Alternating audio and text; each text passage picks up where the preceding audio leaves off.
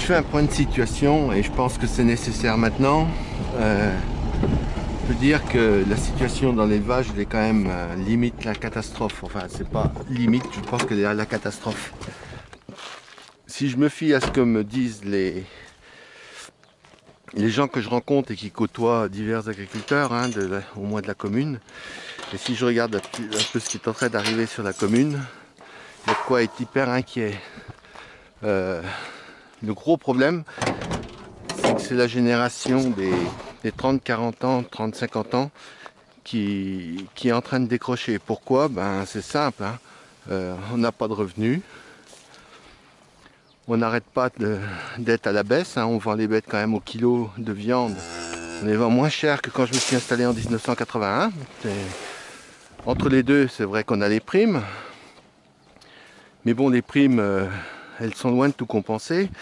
C'est-à-dire qu'en fait, les transformateurs et distributeurs, ils ont fait la pression depuis des années pour récupérer les primes, au motif que on devait vendre moins cher puisqu'on touchait des primes. Sauf que là, on a dépassé la différence.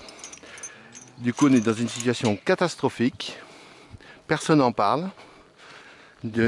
Personne ne sait trop quoi faire. Alors moi, j'en veux absolument pas aux responsables professionnels qui se font incendier. Mais le problème, c'est que il n'y a pas de solution.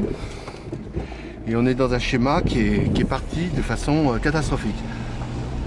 Pour vous donner des chiffres, il faut faire des transpositions parce qu'il y a une partie de ma ferme, enfin de mes productions qui sont vendues en maigre, une partie en grasse. Donc je ne peux pas donner, quand je dis en animaux finis, donc il y en a qui sont payés en kilos de viande et d'autres qui sont payés en kilos de vif. Mais si je fais un rapport, ma ferme elle produit entre 20 et 25 tonnes d'équivalent viande, on va dire comme ça.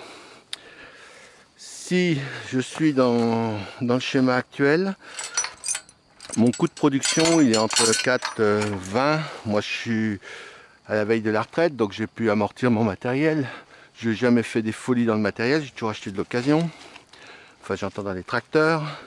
Mes bâtiments, je les ai aménagés au fur et à mesure du temps, et puis je suis jamais rentré dans le schéma de refaire un bâtiment comme on envoie à 200 ou 300 000 euros, où on met tout dans le même tas. Je n'ai pas acheté de matériel particulier, en particulier un truc qui coûte une fortune et qui rapporte absolument rien, à savoir les mélangeuses.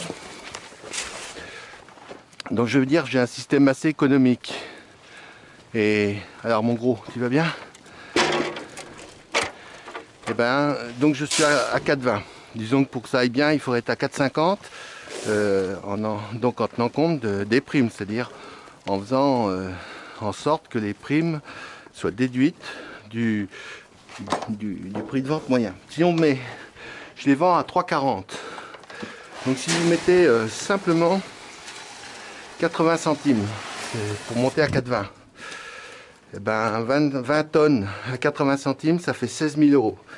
C'est le revenu minimum qu'on devrait toucher, sachant que nous on fait quand même des heures sup, qu'on travaille la nuit, le jour quand il faut, qu'on est capable d'assumer des permanences tout l'hiver.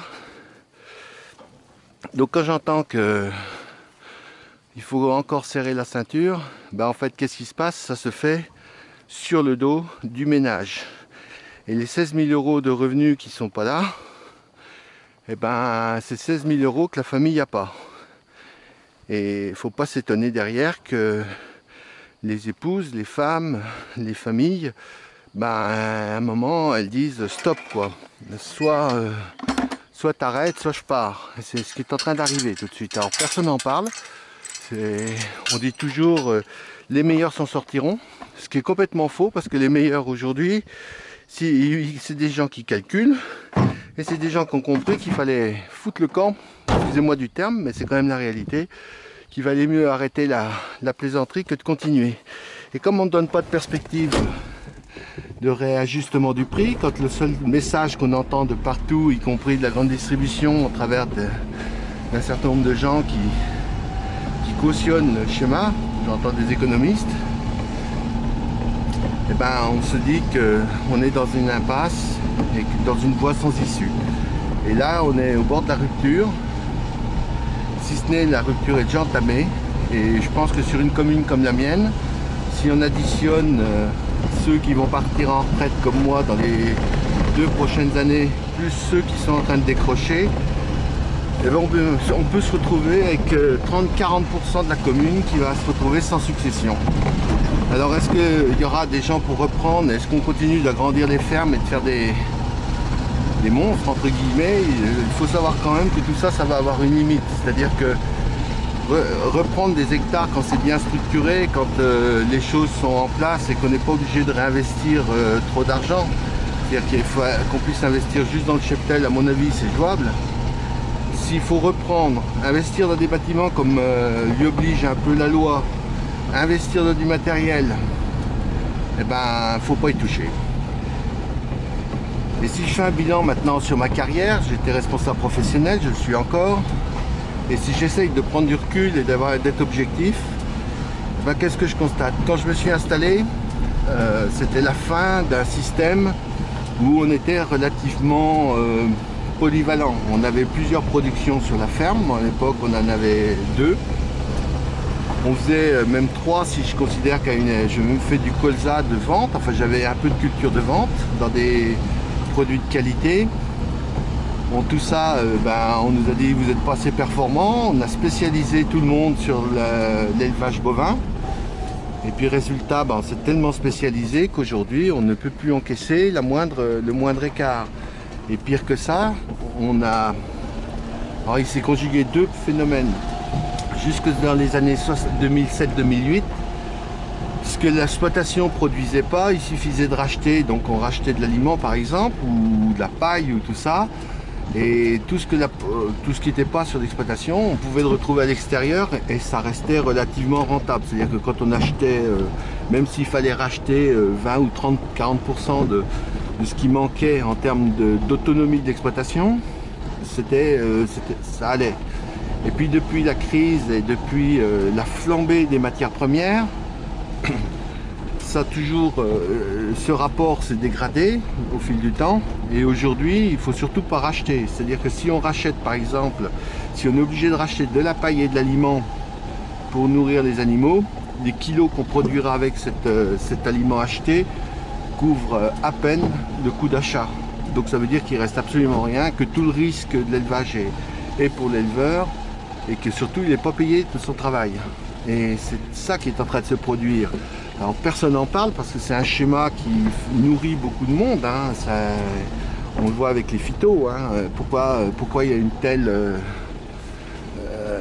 une telle réserve, enfin une telle sur les phytos. Pourquoi la profession est arc-boutée dessus? C'est parce qu'en fait il y a toute une technostructure qui est en vie et qui est avec des tas d'emplois. Et pour produire les derniers quintaux, on est prêt à... Il faut pratiquement. Et on a insufflé l'idée que plus on produisait en quantité, plus on gagnait. Alors qu'en réalité, le rapport s'est complètement inversé. Et ceux qui calculent leur prix de revient, depuis 5 ans maintenant, c'est évident que si on veut qu'il reste quelque chose de la ferme, il faut surtout arriver à être le plus autonome possible et arriver à ne plus racheter. Et ça veut dire aussi que si on veut tenir le choc, il faudrait être capable de faire autre chose. Alors autre chose, il y a de multiples choses qu'on a complètement abandonnées. Il y a déjà la première chose, c'est qu'on pourrait très bien avoir un système hyper simple. Alors on commence à en parler quand même. C'est déjà d'avoir des panneaux solaires par exemple sur nos bâtiments qui fassent que le bâtiment dégage un revenu sans qu'il y ait qui soit productif pour la partie agricole avec le revenu du soleil, l'électricité vendue. Et pour ça il faut aussi tout se mettre en ligne. Quand je vois que EDF tire du nez pour tirer des lignes, que ça coûte très cher, qu'il faut des mois parfois pour être accordé, qu'il faut, que c'est le bazar, c'est pas prêt, c'est pas aussi simple que ça, pourtant ça paraît logique. On pourrait aussi avoir des travaux de multifonctionnalité qui soient rémunérés. C'est-à-dire qu'aujourd'hui, au travers de l'impôt foncier non bâti, les fermes supporte une charge pour de financement des collectivités locales qui est considérable. Moi, je donne quand même pas loin de 4 000 € pour ça. Donc, j'ai calculé globalement qu'à peu près 6-7% des primes, hein, mais c'est pas que sur ma ferme, c'est en général, 6 ou 7% des primes sont reversées, repartent sous forme de taxes locales. Minimum, hein, peut-être même plus. Donc c'est quand même pas rien. Ben, le chemin que vous avez devant vous, c'est moi qui ai broyé pour que les... Alors c'est un chemin pour les pédestres, hein, puis ça sert aux voisins. Mais c'est moi qui l'ai déjà broyé pour qu'on puisse passer, pour que les gens qui font des promenades puissent passer. J'ai fait pareil les accotements de mon chemin. Ça c'est un travail qui pourrait être rémunéré aussi. C'est-à-dire qu'au lieu d'avoir des employés communaux pour entretenir tout, on pourrait très bien imaginer qu'il y ait des deals avec les propriétaires, enfin les exploitants riverains, les paysans riverains, et qu'ils entretiennent une partie des chemins qui sert en fait à tout le monde. On pourrait aussi réfléchir à d'autres productions. Et je vais parler par exemple d'horticulture. Mais ça marche bien avec les fromages de chèvre chez nous. Mais on pourrait très bien avoir des agriculteurs qui aient une activité d'horticulture. Pas forcément un gros truc, hein. Mais par exemple, quand on veut passer une cantine en bio ou en produits locaux, bah, on ne trouve pas en termes de maraîchage. Il faut aller chercher les légumes je ne sais où. Et ça coûte très cher en fait en transport, en conditionnement, etc. On pourrait aussi, et là c'est la grosse erreur qu'on a commise par rapport à d'autres régions, développer le tourisme rural. Alors on a mis des sommes colossales dans un hôtel à côté qui est fermé. Ça a coûté 2,4 millions à la collectivité, pas une paille. Ces 2,4 millions auraient été versés sous forme de subvention à des gîtes ruraux par exemple. Aujourd'hui, ce serait un revenu complémentaire dans certaines fermes. Ça permettrait de mettre en avant ou de réhabiliter un certain nombre de bâtiments qui sont quand même vétustes ou qui sont à l'abandon. Et puis ça permettrait derrière de donner un petit revenu, un revenu complémentaire non négligeable. Et ça permettrait surtout de recréer un lien avec les consommateurs et avec un petit peu de vente directe sur place, de valoriser, même si c'est pas beaucoup, quelques animaux, quelques fromages, même passer un deal avec des vignerons de la région, des copains, etc. Donc on recrée des circuits courts qui soient aussi rémunérateurs, hein, mais sans avoir les marges de la grande distribution, bien sûr. Voilà, donc on est un peu enfermé dans quelque chose où il va falloir raisonner différemment. Et moi je suis très inquiet parce que cette transition qui va être indispensable, cette remise en cause globale qui va être indispensable, elle va se faire dans la douleur au lieu de se faire comme en 92 dans l'intelligence. En 92, un quart des agriculteurs sont partis avec un plan de pré-retraite, avec un plan d'accompagnement. Les pré-retraites c'était pas des grosses sommes, hein, c'était de l'ordre de, je sais pas, en équivalent euro maintenant, parce qu'à l'époque c'était en francs.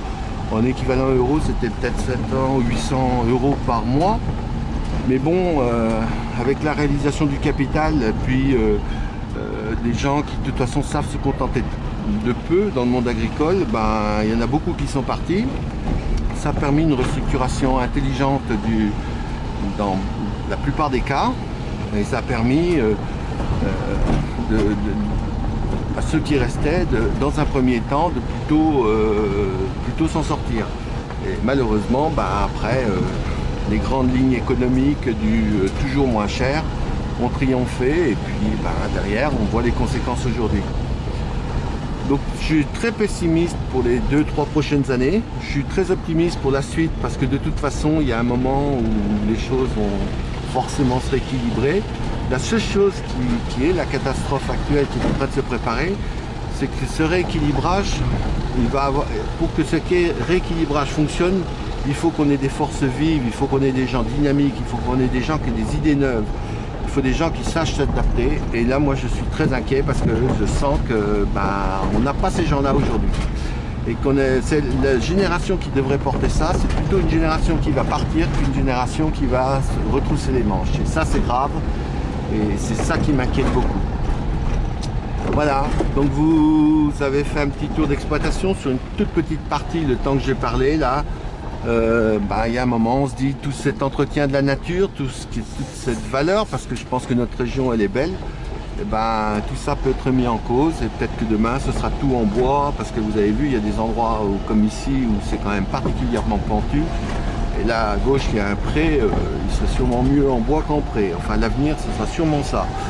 Et puis, dans le bas, c'est tellement mouillé qu'on ne peut rien faire. Donc, du coup, on a beau défendre les zones humides, il y a un moment, voilà, la zone humide sera peut-être un peuplier, une plantation de peupliers en bas, et puis de sapins à côté. C'est-à-dire un truc pas trop terrible en termes d'écologie, mais faute de rentabilité, ce sera peut-être comme ça que ça finira tout. Et c'est ça qui est dommage et c'est ça qui est en jeu aujourd'hui. Donc voilà, il faut peut-être pas se dire que tout est foutu, mais il serait grand temps, grand temps, qu'à Paris, au lieu de faire des grandes manifestations, des grands comités de je sais pas de quoi, que très vite on remette en place un système qui permette aux gens d'avoir une perspective dans un premier temps et puis rapidement quand même un revenu, parce que sinon il n'y a plus de vie de famille, il n'y a plus de vie tout court possible. Elles sont bien là, hein. Regardez, elles sont à l'abri, dans un abri, c'est un endroit naturellement à l'abri, c'est génial pour elles. À l'ombre, il y a de l'eau, de l'herbe, des auges, elles sont à l'abri des vents, on ne peut pas faire mieux. Ça, faut vous dire une chose, hein. Cet abri naturel qui est quand même génial, dans la PAC, on me retire la surface pour surface non exploitée. C'est-à-dire qu'en fait, il y a de l'aide sur l'herbe à côté, mais l'abri qui est aussi important pour le bien-être des animaux, lui, il compte pas.